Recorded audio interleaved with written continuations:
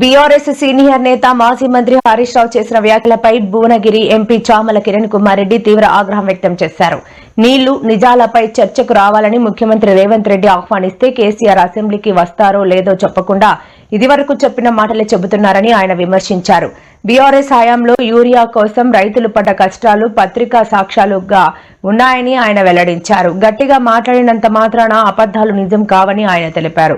అసెంబ్లీకి వస్తే ద్రోహి ఎవరో ప్రజలకు స్పష్టంగా తెలుస్తుందని అన్నారు. చాలా సంతోషంగా చెప్తున్నాను. నేను భూముల ధరలు పెంచినాం తెలంగాణలో,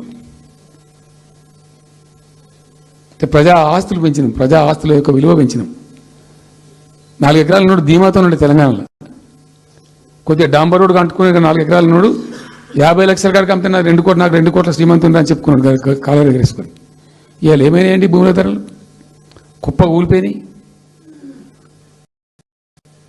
ఇంకా అమ్మిపోయింది ఉంటే ఎకరం అమ్మి చేద్దాం అనుకుంటే కొనే దిక్కులేదు సార్ అని కళ్ళకు నీళ్ళు పెట్టుకుంటారు ప్రజలు. ఇవాళ లేదు, ఒక ఎకరా కూడా అమ్ముడు పోతలేదు, ఇప్పుడు కొంటలేడు. దిక్కులేదు, అమ్ముకుంటే ఇష్టం వచ్చిన అడ్డమైన ధరలకు అమ్ముకోవాలి. అయితే అప్పుడు తమాషా జరిగింది. ఈ భోపాల్ ముఖ్యమంత్రి, అప్పుడు నేను ముఖ్యమంత్రి ఉంటే భోపాల్ ఉన్న ఆయన పేరు శివరాజ్ సింగ్ చౌహాన్, ఆయన సీఎం ఉండే. ఆయన ఆ ప్లానింగ్ మోడీ గారు వచ్చింది, అక్కడ వచ్చి 14 లక్షల కోట్లకి మూవీ చేసి పడేసారు. ఇది రాష్ట్ర ప్రభుత్వమా? అసలు ప్రభుత్వం ఉందా? నిద్రపోతున్నారా? ఇంతసేపు రియల్ ఎస్టేట్ దందా తప్ప ఇంకోటి లేదా? ఇల్టు భూములు ఎట్లా అమ్ముదాం, పట్టు భూములు ఎట్లా ప్రజలే తెలుసుకుంటారు. ఎందుకంటే మన చర్చల ద్వారా వాస్తవాలు బయటకు వస్తాయని చెప్పడం జరిగింది. మీరు తెలంగాణ ప్రజల్ని తప్పుతో పట్టియాలని చెప్పి నిన్న మీ మామ కేసీఆర్ గారు మాట్లాడిన దాన్ని ఈరోజు మళ్ళా రిపీట్ చేస్తూ, మీరు తెలంగాణ ప్రజలు వాస్తవాలు తెలుసుకోవాలంటే అసెంబ్లీకి వచ్చి చర్చ చేయాలన్న చెప్పేదాన్ని మాట్లాడకుండా మీరు మాట్లాడుతారు. ఇంకోటి, మీరు మీ హయాంలో యూరియా బస్తాలు ఆటో వారికి ఫోన్ చేసి ఇంటికి తెచ్చి ఇచ్చిపోయేటోళ్ళు అని చెప్తారు. అంటే మీరు ఏదో నోరుంది కదా మాట్లాడితే గతంలో మీ హయాంలో ఏం జరిగిందో మర్చిపోతారని మీరు అనుకుంటారు. వాస్తవంగా నేను చెప్తున్నా, మీ హయాంలో మీరు ఒకసారి చూడండి. మీ హయాంలో ఈ యూరియా కోసం బారులు తీసి లైన్లో నిలబడ్డది 2020లో. చేయండి, మీ మామగారిని అసెంబ్లీకు చర్చకు తీసుకురండి. అసెంబ్లీ చర్చలోనే నీళ్లు నిజాల గురించి మాట్లాడతారు.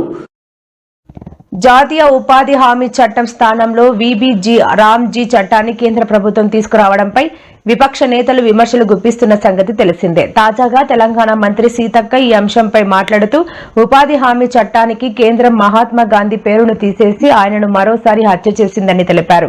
గాంధీ భవన్ లో మీడియాతో మాట్లాడుతూ ఆమె ఈ వ్యాఖ్యలు చేశారు. ఆదాని అంబానీల మైనింగ్ తవ్వకాలకు కూలీలను సరఫరా చేసేందుకు ఉపాధి హామీ చట్టాన్ని రద్దు చేశారని సీతక్క మండిపడ్డారు.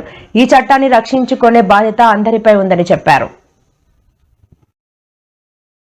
జాతీయ ఉపాధి హామీ పథకం ఈ రోజు పేదవారికి సంబంధించిన పథకం. ఇది రైతు కూలీలకు సంబంధించి, లేకుంటే ఆ పేదవారు కూడా ఆలోచన చేసి తప్పకుండా దీనిపైన పోరాటం చేయాల్సిందిగా ఈ రోజు ప్రదేశ్ కాంగ్రెస్ కమిటీ అధ్యక్షులు, మన అఖిల భారత కాంగ్రెస్ కమిటీ అధ్యక్షులు మల్లికార్జున్ ఖర్గే తీసుకుంటాం. జై హింద్, జై కాంగ్రెస్.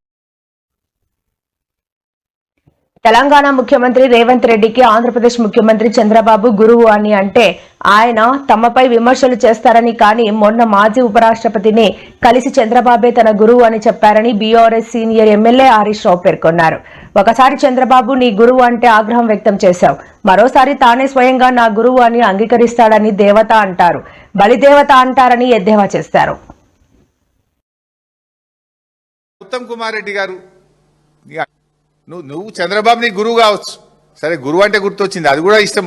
ఒకసారి ఎప్పుడు అన్నాడు, మళ్ళొకసారి చంద్రబాబు గురువు అంటే ముడ్డుమికెళ్ళంతా అంటాడు. మొన్న ఎప్పుడో వెంకయ్య నాయుడు కనబడ్డప్పుడు చంద్రబాబే నా గురువు అంటాడు. నువ్వు నీ నోరుకు మొక్కాలరా నాయన, దేవత అంటావు, బలిదేవత అంటావు, గురువు అంటావు, ముడ్డుమికెళ్ళదంతా అంటావు. ఇక నేను మాట్లాడితే నోరు ఇంకేమన్నాడు అనేది.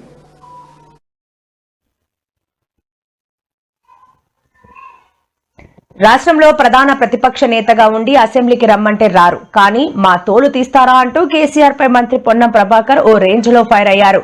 2 ఏళ్ల తర్వాత ఫామ్ హౌస్ నుంచి వచ్చి ఏది పడితే అది మాట్లాడతామంటే ఊరుకోమని తెలిపారు. తాము ప్రజల చేత ప్రజాస్వామ్యబద్ధంగా ఎన్నికైన వాళ్లమని అన్నారు. ప్రధాన ప్రతిపక్ష నేతగా గౌరవం ఇచ్చి శాసనసభకు రమ్మంటున్నామని సీఎం కూడా అదే చెప్పారని తెలిపారు. అసెంబ్లీ స్పీకర్ కూడా పెద్దాయనకు ఏమాత్రం గౌరవం తగ్గకుండా సభను నడుపుదామని అన్నారని తెలిపారు. శాసనసభలో జరిగే చర్చతో రాష్ట్రానికి ఎవరు ఏం చేశారో ప్రజలే తేలుస్తారని తెలిపారు.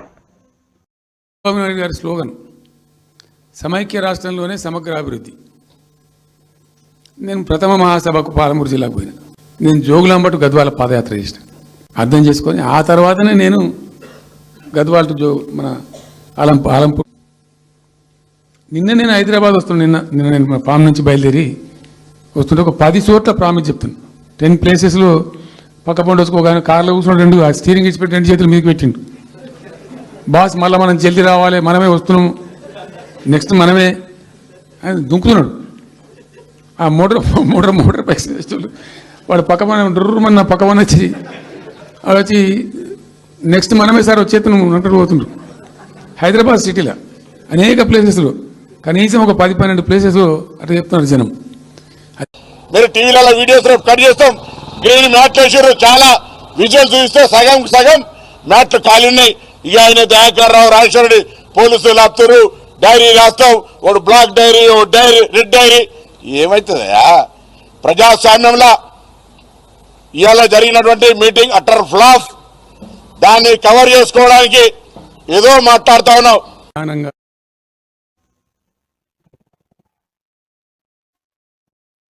సిమ్లా ఇందిరాగాంధీ మెడికల్ కాలేజీలో దారుణం జరిగింది. రోగిపై వైద్యుడు దాడి చేశారు.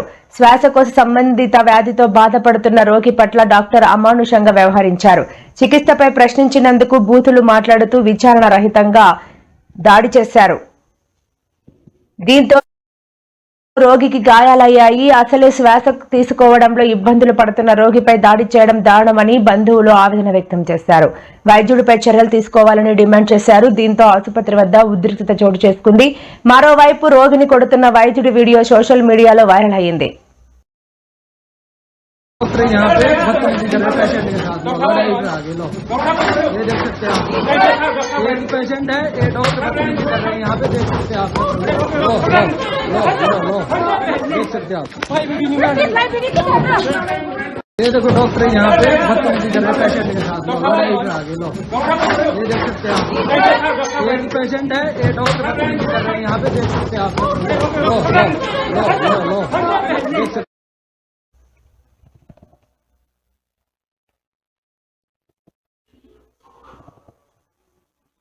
తమ ఫోటోలు వీడియోలను అనుమతులు లేకుండా వ్యాపార అవసరాల కోసం సోషల్ మీడియాలో వినియోగిస్తున్నారని, తమ వ్యక్తిగత హక్కులను భంగం కలగకుండా చూడాలని సినీ నటులు పవన్ కళ్యాణ్, జూనియర్ ఎన్టీఆర్ ఢిల్లీ హైకోర్టును ఆశ్రయించిన విషయం తెలిసిందే.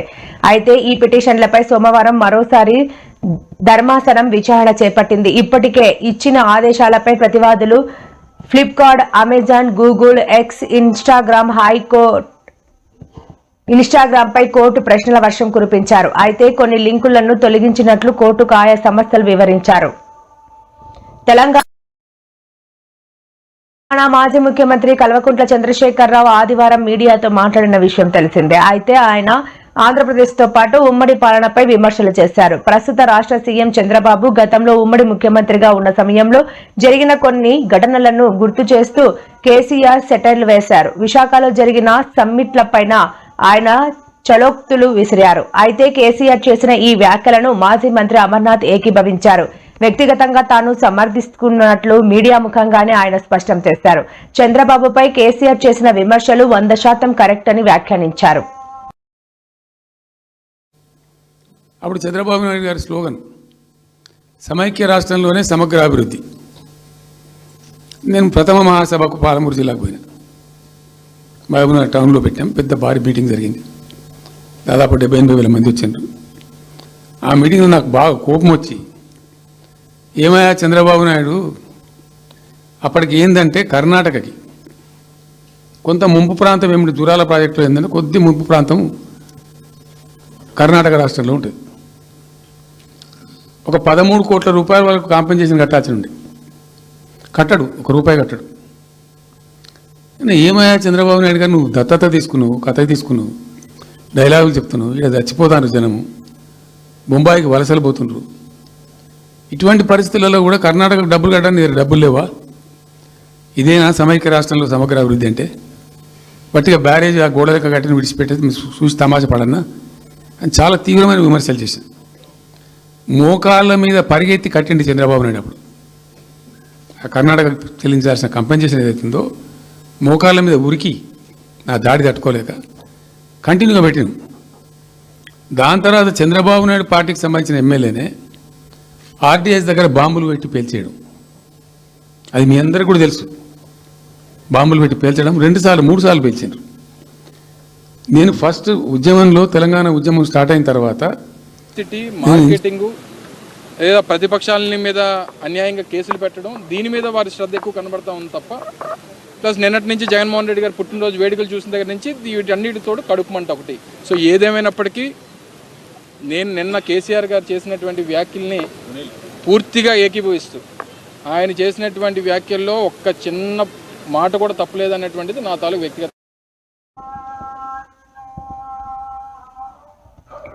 అనంతపురం శ్రీకృష్ణదేవరాయ యూనివర్సిటీలో ఉద్రిక్త వాతావరణం ఏర్పడింది. విద్యార్థులు నిరసనకు దిగడంతో క్యాంపస్ ఒక్కసారిగా వేడెక్కింది. యూనివర్సిటీ హాస్టల్లో కట్టెపు మాధుర్య అనే విద్యార్థిని అనారోగ్యంతో మృతి చెందింది. యూనివర్సిటీలో ఎంఎస్సి ద్వితీయ సంవత్సరం చదువుతున్న మాధుర్య ఆదివారం ఉదయం అస్వస్థతకు గురైంది. దీంతో ఆమెను చికిత్స నిమిత్తం అనంతపురంలోని ఓ ఆసుపత్రికి తరలించారు. అయితే అప్పటికే విద్యార్థిని మృతి చెందినట్లు వైద్యులు నిర్ధారించారు. యువతి వాడుతున్న మాత్రల వల్లనే ఆమెకు ఫిట్స్ వచ్చి ఉంటుందనే అనుమానాలు ఉన్నాయి.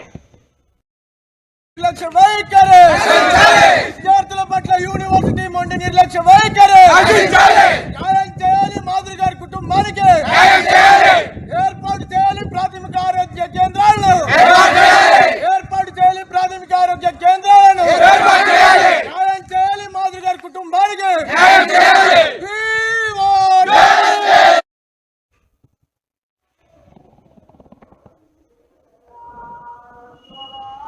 ప్రముఖ టాలీవుడ్ సంగీత దర్శకుడు తమన్ ఆంధ్రప్రదేశ్ ఐటీ విద్యాశాఖ మంత్రి నారా లోకేష్ ను కలిశారు. ఈ విషయాన్ని తమన్ స్వయంగా తన సోషల్ మీడియా ఖాతా ద్వారా వెల్లడించారు.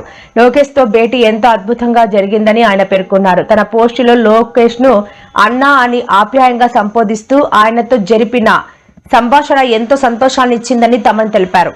త్వరలో జరగనున్న సెలబ్రిటీ క్రికెట్ లీగ్ సిసిఎల్ తో పాటు సంగీతం, కళలకు సంబంధించిన పలు కొత్త ప్రాజెక్టులపై ఈ సమావేశంలో చర్చించనున్నట్లు ఆయన వెల్లడించారు.